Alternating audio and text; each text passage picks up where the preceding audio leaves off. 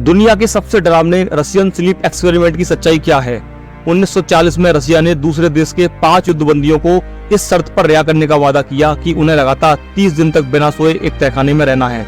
लेकिन ये एक्सपेरिमेंट इतना खतरनाक साबित हुआ जिसकी किसी ने कल्पना भी नहीं की थी। रशियन सरकार यह देखना चाहती थी कि उनके सैनिक बिना सोए हुए कितने दिनों तक युद्ध में लड़ सकते हैं, जिसके लिए ये एक्सपेरिमेंट दूसरे देश के युद्धबंदियों पर करने को डिसाइड किया गया।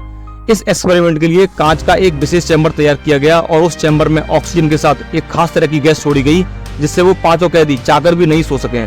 शुरू के 8 दिन तो सभी 5 कैदियों ने बिना सोए थोड़े थके हुए निकाले, लेकिन 9वें दिन कुछ ऐसा घटित हुआ जिसकी कल्पना भी नहीं की जा सकती। उन 5 कैदियों में से एक कैदी इतनी जोर जोर से चिल्लाने लगा कि उसके गले का वोकल कॉर्ड ही फट गया, लेकिन दूसरे कैदियों पर इसका कोई फर्क नहीं हुआ।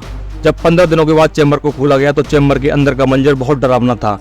चैम्बर की दीवारें खून से रंगी हुई थी और चारों तरफ इंसानी मांस और हड्डियां फैली हुई थी। सभी कैदी एक दूसरे का कच्चा मांस खा रहे थे।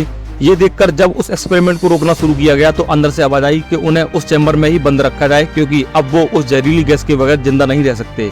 इस घटना को करीब 80 साल गुजर चुके हैं, लेकिन ये एक्सपेरिमेंट आज भी दुनिया के सबसे डरावने ह्यूमन ट्रायल्स में से एक माना जाता है। धन्यवाद।